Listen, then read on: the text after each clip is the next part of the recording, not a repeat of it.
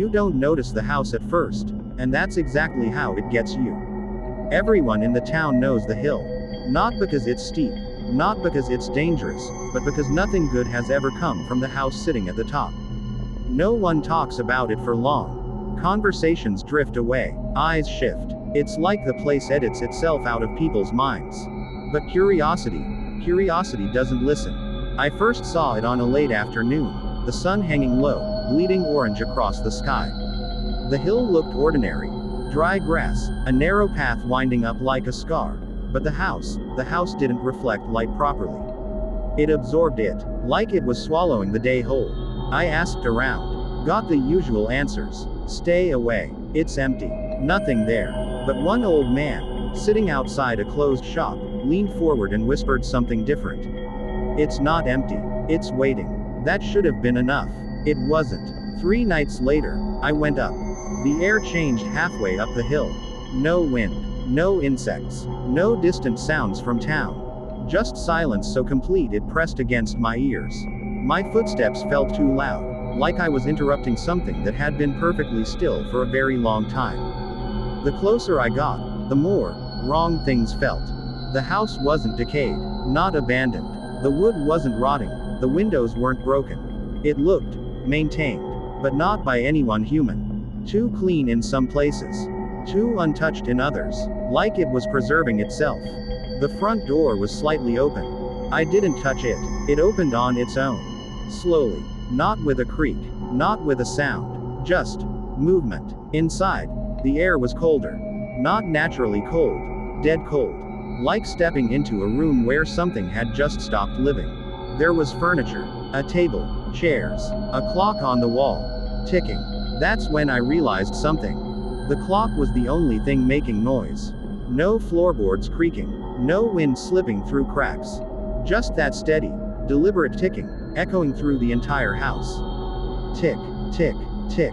I moved further in, every step careful, controlled. The layout didn't make sense. The hallway stretched longer than the outside of the house should allow. Doors appeared where there shouldn't be space for them. I opened one. It led back to the front door. I hadn't turned around. I slammed it shut. Tried another. A small room. Empty. Except for a chair in the center, facing the wall. I stepped in, heart pounding, scanning for anything unusual. That's when the chair moved. Not much. Just enough. It turned slightly toward me. I backed out immediately, my breath quickening. This wasn't some haunted house. There were no whispers. No shadows moving in corners. Everything was solid, physical, and that made it worse. Because it meant something here followed rules. Just not ours. I hurried down the hallway, trying to find the exit, but the hallway wasn't the same anymore. It had stretched. Doors multiplied. The clock's ticking grew louder, faster. Tick tick tick tick tick. I covered my ears. It didn't help. Then I noticed something that froze me in place. The doors weren't random. Each one had markings now. Scratches. Lines carved into the wood.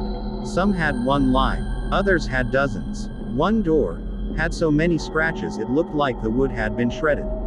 And at the bottom of that door was a handle, moving, slowly turning. From the inside, I stepped back, my body refusing to move further, my mind screaming at me to run. The handle stopped. Silence. Then, a soft click.